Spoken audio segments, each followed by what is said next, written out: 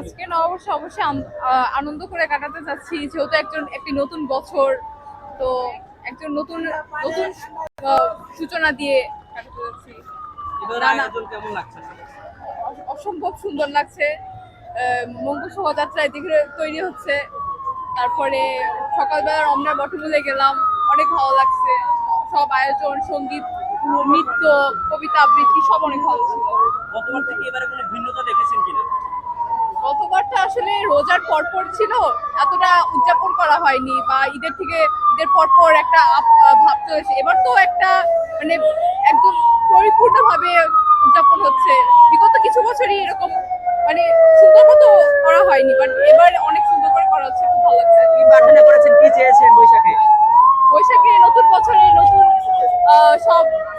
সবকিছুই যেন নতুন করে সুন্দর করে হয়, তাই প্রার্থনা করছি। জীবনের প্রত্যেকটা ভাব যেন খুব সুন্দর করে দিতে পারি, সেটাই।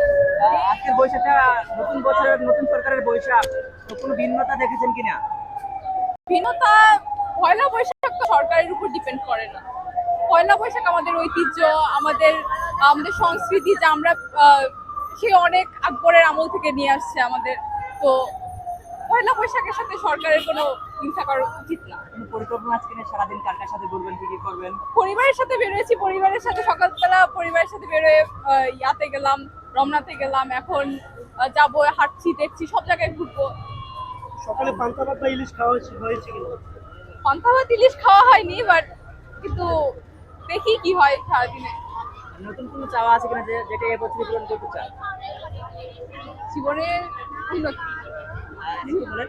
জীবনের অগ্রগতি, যেটা সবাই চায় জীবনে, যে প্রতিটা ধাপে নতুন দিনে নতুন পরিচয়, নতুন সূচনা। আজকে বৈশাখের দিন আসছি, আজকেই তো দিন শুরু হয়েছে, কাটছে খুব সুন্দর, এবং শুভকামনা করি যে নতুন বছর আমাদের নতুন দিনগুলো খুব সুন্দর কাটুক। সারাদিন কিভাবে কাটাবেন, কোনো পরিকল্পনা আছে? বলতেন। হ্যাঁ, প্রথমেই এসেছি আজকে এই টিএসসি তে, এবং চারুকলা থেকে যে মঙ্গল শোভাযাত্রা বের হয়, আমরা এখানে অংশগ্রহণ করেছি। একই সাথে আমাদের নেক্সট প্রোগ্রাম শিশু একাডেমিতে আছে। তারপর আমরা আরো আমাদের পরিকল্পনা আছে, আমরা ঘুরবো এবং আজকের দিনটা সুন্দরভাবে বরণ করে বর্ষবরণ করার জন্য। এই বৈশাখে কি প্রার্থনা করেছেন, যে এই নতুন বছরে কি চান? নতুন বছরে চাই আমাদের দিনগুলো সুন্দর কাটুক এবং সুখময় কাটুক, একই সাথে দুর্নীতি মুক্ত শান্তিময় আমাদের দেশ হোক, এবং আমরা সবাই শান্তিতে বসবাস করি, এই দোয়া এবং শুভকামনা। ধন্যবাদ।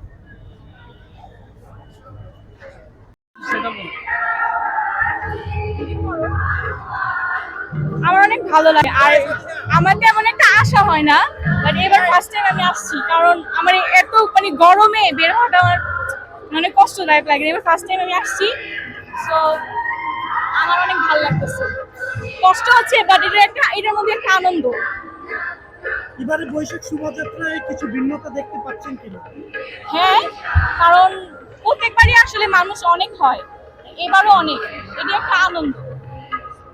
আর কিছু দেয়া, দেশবাসীর জন্য এটাই দোয়া করতে চাই, যাতে আমাদের দেশ এখন নতুন ভাবে সব তৈরি হয়েছে, নতুন নির্বাচন হয়েছে, যাতে সব সুষ্ঠুভাবে দেশটা সংস্কার হয়, দেশের মানুষ জনগণ যেটা চেয়েছিল সেটা ভাবে সুন্দরভাবে যাতে করতে পারে, থাকতে পারে নিরাপদভাবে। নতুন বছর শুরু হচ্ছে, যাতে সবাই ঠিকভাবে থাকতে পারে, খুশিভাবে থাকতে পারে এবং নিরাপদ থাকতে পারে। Thank you. দিনটা কিভাবে কাটাতে চাচ্ছেন সারাদিন?